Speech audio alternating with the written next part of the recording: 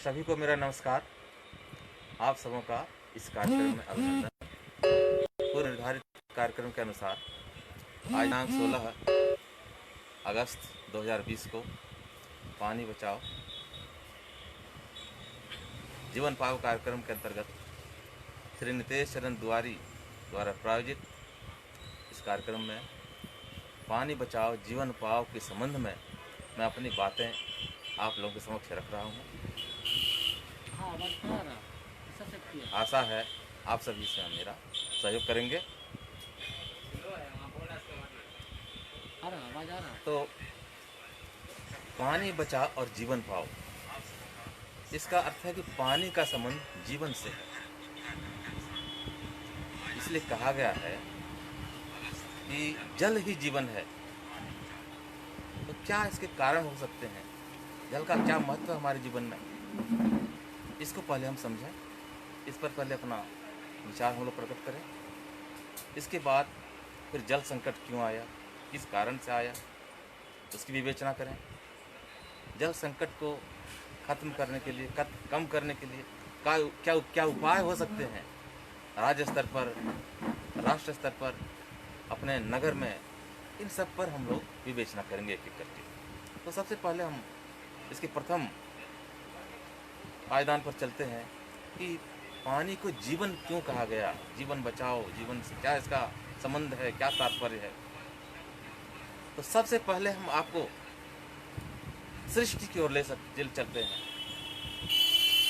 लगभग 3 करोड़ 40 लाख वर्ष पहले जब पृथ्वी पर अधिकांश जगह पानी ही पानी था, उस समय पानी में स्थित कुछ सॉल्ट और यौगिक आपसी क्रिया प्रतिक्रिया करके एमिनो एसिड का निर्माण हुआ। फिर कालांतर में यह एमिनो एसिड न्यूक्लिक एसिड में परिवर्तित हुआ। न्यूक्लिक एसिड के बारे में आप जानते हैं, डीएनए आरएनए जो जेनेटिक्स का आधार है, ह्यूमन जेनेटिक्स, सभी जेनेटिक्स का आधार है। फिर कालांतर में इस न्यूक्लिक एसिड के चारों ओर एक लिपिड का आवरण बन गया, जो एक जैविक रूप, पहला जैविक रूप के रूप में प्रकट हुआ। पहली कोशिका, एक कोशिकीय जीव का निर्माण हुआ। इस तरह से पानी में ही जीवन का सृजन हुआ, यह विज्ञान कहता है। अब हम चलते अपने धर्मशास्त्र की ओर। धर्मशास्त्र की एक शाखा ने बताया है कि माँ भगवती आदि शक्ति की कृपा से, उनके प्रभाव से जल में ही भगवान विष्णु का जल कण से निर्माण हुआ। उनके निर्माण के बाद फिर उनके नाभि कमल से ब्रह्मा प्रकट होते हैं, ब्रह्मा फिर सृजन करते हैं। तो हम ये देख रहे हैं कि हमारा धर्म, हमारा विज्ञान दोनों कहता है कि सृष्टि की शुरुआत जल से हुई है, अर्थात जल से ही जीवन की शुरुआत हुई है। यही नहीं, तो थोड़ा और आगे बढ़ते हैं। दुनिया की सबसे महत्वपूर्ण और अभूतपूर्व घटना वैज्ञानिकों ने फोटोसिंथेसिस को माना है, प्रकाश संश्लेषण को। प्रकाश संश्लेषण क्या है?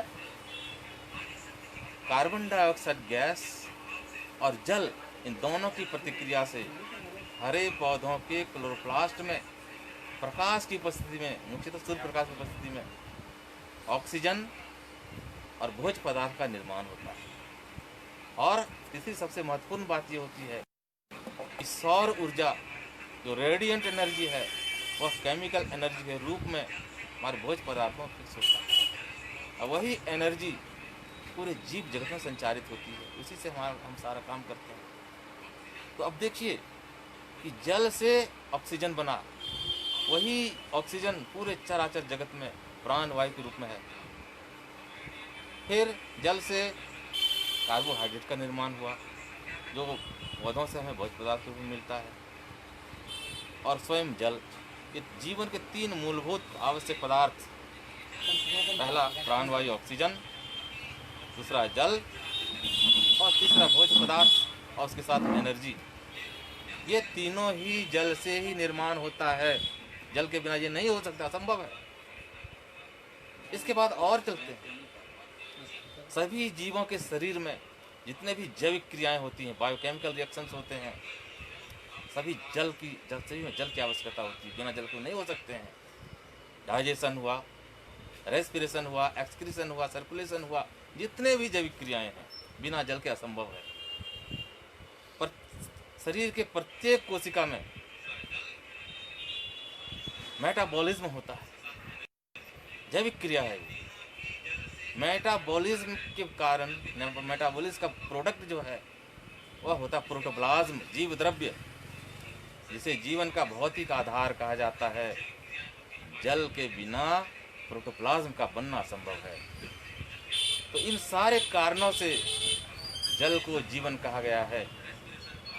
प्राणवायु ऑक्सीजन के बिना हम एक पल भी नहीं जी सकते हैं, लेकिन उसको जीवन नहीं कहा गया, जल को जीवन कहा गया है, क्योंकि जल से ही ऑक्सीजन का निर्माण हुआ है।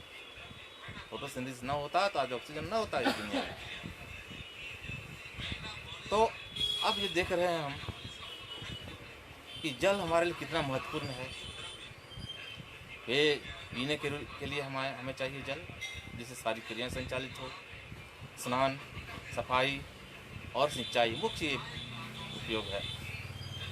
लेकिन आज एक जल संकट उत्पन्न हो गया। अब देखते हैं पूरे संसार के परिप्रेक्ष्य में पूरी पृथ्वी का लगभग 71% भाग जल है, फिर भी जल संकट हास्यास्पद। लेकिन इसके भीतर देखें, उस 71% जल राशि में 99.7% भाग जो है समुद्री जल है, खारा जल है, जो पीने योग्य नहीं है, न सिंचाई के योग्य है। हालांकि दूसरे में वो हो सकता है, लेकिन पीने में नहीं हो सकता, सिंचाई में नहीं हो सकता। मात्र 0.3% जल का भाग जो है पीने योग्य है, वह पृथ्वी पर ग्लेशियर के रूप में, बर्फ के रूप में, नदियों के रूप में, जलाशय के रूप में और भूगर्भ जल के रूप में उपस्थित है, जिसका हम उपयोग करते हैं। अब देखिए, पूरे संसार की जनसंख्या का 18% हमारे देश में, भारत में है, और पूरे संसार के पेयजल का 4% ही हमारे पास है। कितना बड़ा मिसमैच हो गया, जनसंख्या 18% और जल की उपलब्धता 4%, बहुत बड़ा अंतर। ये एक जल संकट का एक संकेतक है। और हम आगे देखते हैं धीरे धीरे हमारे यहाँ जल संकट क्यों आ गया। इसके पीछे सबसे बड़ा कारण है जनसंख्या वृद्धि। हमारे देश में बेतहाशा जनसंख्या वृद्धि हुई है। इस जनसंख्या वृद्धि ने जल संकट ही नहीं, अनेक प्रकार के संकट उत्पन्न कर दिए हैं। ये कहा जाए कि सारी समस्याओं का मूल जो है जनसंख्या वृद्धि है, तो अतिशयोक्ति नहीं होगी। किसी भी समस्या के आप मूल में जाएंगे तर्क के द्वारा, तो आपको मिलेगा कि जनसंख्या उसके लिए उत्तरदायी वृद्धि। तो सबसे पहले इस जनसंख्या वृद्धि को नियंत्रण करना चाहिए। इसके बाद जल संकट का दूसरा कारण होता है जो हमारी नदियाँ बहती हैं, हमारे जलाशय हैं, इनका पॉल्यूटेड कर दिया गया है। इनको हम लोगों ने ही किया है, अपने उपयोग के लिए हमने उद्योग धंधे स्थापित किए, उनके कचरे सारे जमा होते हैं इसमें और वो पॉल्यूटेड हो गया है। गंगा नदी के संबंध में आप जानते हैं। तो इस ये जो जल संकट हो गया है, इसको हम दो भागों में बांट सकते हैं, प्राकृतिक और कृत्रिम। प्रकृति ने ही वहाँ जल संकट रखा है, जैसे मरुस्थलीय क्षेत्र राजस्थान वगैरह। दूसरा पहाड़ी क्षेत्र, पठारी क्षेत्र, जहाँ जल की कमी शुरू से ही है, प्रकृति ने ही इसको जल कम दिया है मैदानी क्षेत्रों के बनिस्पत। दूसरा है कृत्रिम। तो कृत्रिम जो कमी आ रही जल की, वो हमने किया, मनुष्यों ने किया, मानवीकृत और पॉल्यूशन ने किया, संकट पैदा कर दिया जल का। तो इसको कम करने के या समाप्त करने के क्या उपाय हो सकते हैं, हम उस पर विवेचना करेंगे एक एक करके। राष्ट्र स्तर पर, फिर राज्य पर चलेंगे, फिर अपने नगर पर आएंगे, फिर समुदाय, और सबसे अंत में और सबसे महत्वपूर्ण व्यक्तिगत स्तर पर। तो राष्ट्र स्तर पर क्या किया जा सकता है। जैसे अभी हमने समझा कि जल संकट का बड़ा कारण जनसंख्या वृद्धि और पॉल्यूशन है। तो राष्ट्र को, हमारे देश को जनसंख्या नीति ऐसी बनानी चाहिए कि वह नियंत्रित हो, कालांतर में कम हो, ताकि आने वाले लोगों को सब कुछ मिल सके। जनसंख्या बढ़ती गई, संसाधनों का दोहन होता गया, जल का यूज और मिसयूज होता गया, जल कम होते गए, और हो सकता है कभी जल के लिए ही लड़ाई हो। दूसरी ओर देखते हैं कि कई नदियाँ, बड़ी बड़ी नदियाँ हमारे देश में, गंगा नदी तो उदाहरण ले सकते हैं, और हमारे राज्य में दामोदर नदी, पॉल्यूशन, एक नमामि गंगे प्रोजेक्ट के कारण जो गंगा नदी कानपुर में सबसे ज़्यादा प्रदूषित होती थी, वहाँ के उद्योग धंधों से और शहर के कचरे जो गंगा नदी मिलते थे, उसको अब वाटर ट्रीटमेंट प्लांट में डाला जा रहा है और उसे रिचार्ज करके पानी दूसरे प्रकार के यूज़ में लाया जा रहा है। इसी तरह की व्यवस्था सब जगह पूरे देश में होनी चाहिए, हमारे राज्य झारखंड में भी होनी चाहिए। दूसरा आप देखते हैं, सबसे पहले इसको एजुकेशन में लागू करना चाहिए। अभी नया एजुकेशन पॉलिसी सरकार ने दिया है, अभी उसका पूरा आया नहीं है। उसमें पर्यावरण संतुलन, जल संकट और जनसंख्या नियंत्रण, ये चीज़ एजुकेशन पॉलिसी में रहना चाहिए पाठ्यक्रम। क्योंकि एजुकेशन राज्य का विषय है, इसलिए हमारे राज्य सरकार को चाहिए कि मिडिल स्कूल के स्तर से लेकर के इंटर तक जल संकट से बचने के उपाय, जनसंख्या नियंत्रण, उसके दुष्प्रभाव और जल संरक्षण कैसे हो, ये पढ़ाई होना चाहिए, ताकि बाद निकले बच्चा तो वह अपने घर में सॉकपिट बना सके वाटर कंजर्वेशन के लिए, वर्षा जल को रोकने के लिए। इसके बाद चलते हैं दूसरी ओर, क्या रिमेडियल मेजर हो सकता है पूरे देश के लिए। तो हम ये जान रहे हैं कि उत्तर भारत में मानसून गर्मी में आता है और यहाँ इतनी वर्षा होती है कि अभी बाढ़ की स्थिति जैसे हो गई बहुत जगह। वही दक्षिण भारत में इसका उल्टा होता है, जाड़े में वहाँ वर्षा होती है और नदियाँ वहाँ बाढ़ आ जाती है। तो 1960-61 में डॉक्टर मोक्षगुंडम विश्वेश्वरैया ने एक प्लान बनाया था जिसका नाम दिया था ऑपरेशन गार्लैंड, पंडित नेहरू के समक्ष उन्होंने प्रस्तुत किया था कि उत्तर की नदियों को दक्षिण से जोड़ा जाए। जब दक्षिण में बाढ़ आए तो उसे उत्तर दिशा में, भारत के दूसरे दिशा में भेज दिया जाए, और जब उत्तर भारत में बाढ़ आए तो नदियों को जोड़, उस पानी को, बाढ़ के पानी को दक्षिण की नदियों में भेज दिया जाए, जिससे बाढ़ हो जाएगा, पानी की कमी भी पूरी हो जाएगी। लेकिन उत्तर भारत की इकोनॉमी की स्थिति अच्छी नहीं थी, नेहरू जी इसको नहीं कर पाए। वो चीज़ फिर से अटल जी की सरकार में 2003 उनके समक्ष आया, लेकिन उस समय हमारा देश जो है इकोनॉमिक क्राइसिस से को ख़त्म करके धीरे धीरे पिकअप पकड़ रहा था। इतनी ऐसी अच्छी स्थिति नहीं थी इसको लागू किया हो, लेकिन इसमें एक विचार किया गया कि उत्तर और दक्षिण नदियों को नहीं जोड़ सकें, कम से कम इंटर स्टेट नदियों को जोड़ा जा सकता है, या स्टेट के अंदर विद इन द स्टेट जोड़ा जा सकता है। और इस प्रोग्राम का सबसे पहला प्रयोग किया तत्कालीन गुजरात के मुख्यमंत्री नरेंद्र मोदी जी ने। उन्होंने नर्मदा नदी से वहाँ की छोटी छोटी नदियों को जोड़ा, और लातूर जैसे क्षेत्र जहाँ पानी नहीं थे, लोग 3-3 दिन तक नहाते नहीं थे, पानी के पीने का पानी नहीं मिलता था, और वो जोड़ने के बाद उपलब्ध हुआ। दूसरा प्रयोग मध्य प्रदेश के मुख्यमंत्री जो अभी हैं श्री शिवराज सिंह, उन्होंने भी ऐसा किया, बेतवा नदी जिसको जोड़ा। ऐसा ही प्रोग्राम कई राज्यों ने बनाया है और करेंगे वो, नदियों को जोड़ना, इससे जल संकट दूर हो सकता है, वर्षा के जल को कंजर्व किया जा सकता है। दूसरा है कि सरकार के द्वारा बड़े बड़े डैम बना कर, केंद्र सरकार ने धीरे धीरे डैम बना दिया है, हमारे राज्य में भी डैम बना है, हमारे देवघर के लिए 79 डैम बना है, हो सकता है कि इससे हमारे देवघर की जलापूर्ति आगे जो समस्या है वो पूरा हो जाए। अब हम लोग चलते हैं कि राज्य स्तर पर क्या उपाय हो सकता है जल का। तो राज्य के लिए सबसे अच्छा है कि जलाशयों का निर्माण। हमारा झारखंड जो है पठारी क्षेत्र है, यहाँ की नदियाँ सदा नीरा नहीं है, अधिकांश नदियाँ गर्मी में सूख जाती है। एक नदी दामोदर सदाजा इतनी पॉल्यूटेड है, उसे पॉल्यूशन ट्रीटमेंट प्लांट बनना चाहिए और उसके पानी को रीयूज़ होना चाहिए, ये करना होगा। हमारे राज्य में जलाशयों का निर्माण बहुत ज़रूरी है।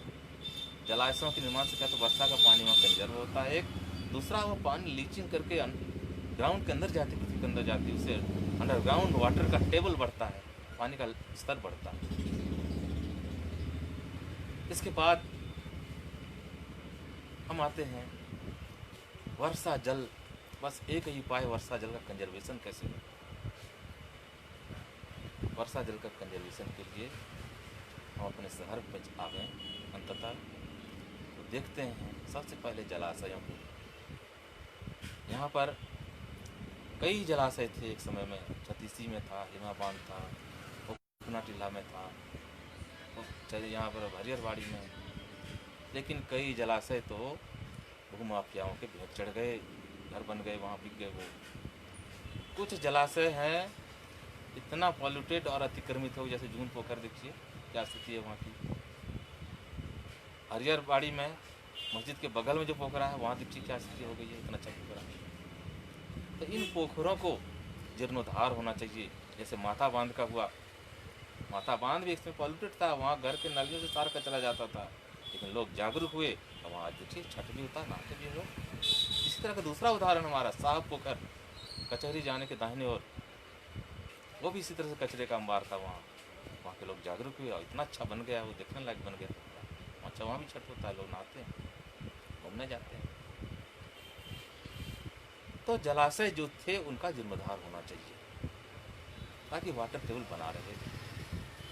इसके बाद देखते हैं कि हमारे देवघर ये हमेशा से एक तरह से यहाँ पानी की कमी रही है। और बचपन में सुबह उठते थे, सबसे पहले नल पर जाकर के नंबर लगाते थे, बाल्टी लगाते थे, और जब आया पानी तो घर में पीने का पानी। और जब सप्लाई पानी नहीं आया तो फिर दौड़ते थे। उस समय हुआ करता था जमुनियावाड़ी का कुआं, बड़ा मीठा पानी होता था। उसके बाद चक्रवर्ती टोला में एक कुआं था, वहाँ का पानी ठीक था। इन सबों से, अरे एक शमशान घाट में एक था, शमशान बाबा के बगल में एक चापाकल था, उसका भी पानी मीठा था पीने योग्य। तो हम लोग वहाँ से भर भर के लाते थे और उसके बाद फिर स्कूल जाते थे। तो ये स्थिति पहले से ही बनी हुई है। पानी की कमी हमारे देवघर में, बहुत कम जगहों में कुआं बना था, लेकिन आज वो कुएं जो हैं वो सूख रहे हैं, तो पानी का टेबल नीचे चला गया है।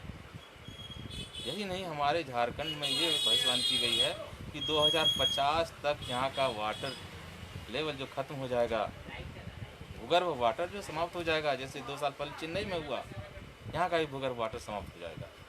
तो हमको भविष्य के लिए उपाय करना पड़ेगा भाई। कैसे करेंगे? एक ही रास्ता है, वर्षा जल का कंजर्वेशन। घर घर में कंजर्वेशन करना होगा।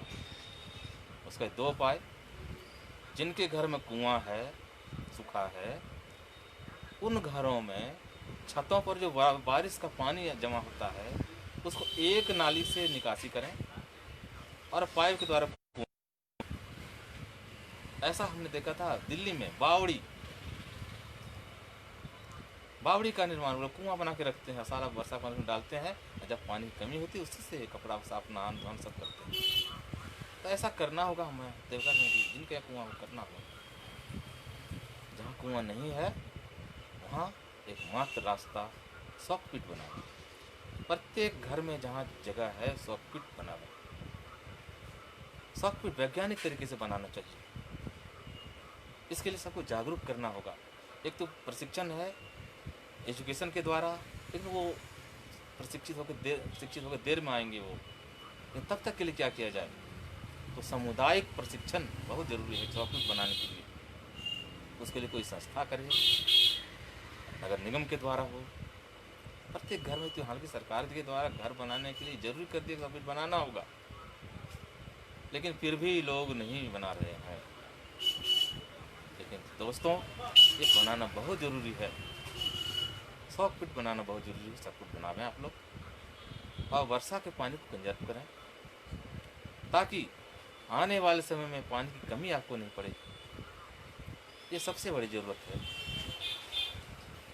और आज इस महत्वपूर्ण दिन पर मैं इसका आह्वान करता हूँ। आप जान रहे हैं आप लोग कि आज का दिन क्या है? बहुत ही बदनाम दिन। 1946 याद कीजिए, डायरेक्ट एक्शन का डे था, जिन्होंने पूरे भारत में कोहराम मचा दिया था। उस बदनाम दिन को जन कल्याणार्थ आज हम लोग घोषणा करें इसको, और संकल्प लें कि पूरे अपने समाज में, अपने शहर में, घर घर में सॉकपिट बना करके वर्षा का जल संचयित करेंगे और अपने जीवन को सफल बनाएंगे, पानी की कमी को पूरा करेंगे और यह संदेश हमारे देश भर में जाएगा, ऐसी अलग जगह की। और हमारी कामना है कि इस मामले में हमारा देश विश्व के लिए नजीर बने और विश्व गुरु के मंच पर इस मामले में भी खड़ा हो। धन्यवाद।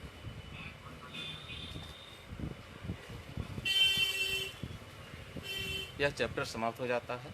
मैं 2 घोषणाएं आप लोगों के सामने करना चाह रहा हूँ। जैसे कि पानी बचाओ जीवन पाओ कार्यक्रम नितेश तिवारी के द्वारा चला गया है, मेरा छोटा भाई, इसको अकेले चलाने से नहीं होगा, इसे कुछ वॉलंटियर्स और दोस्तों की ज़रूरत पड़ेगी। हमारे झारखंड में एक व्यक्ति थे सिमोन उरांव, जिन्हें झारखंड का वाटरमैन कहा गया। 60 वर्ष तक उन्होंने वाटर कंजर्वेशन का काम किया, उन्हें पद्मश्री भी मिला। हमारे देवघर में भी उसी की आवश्यकता है।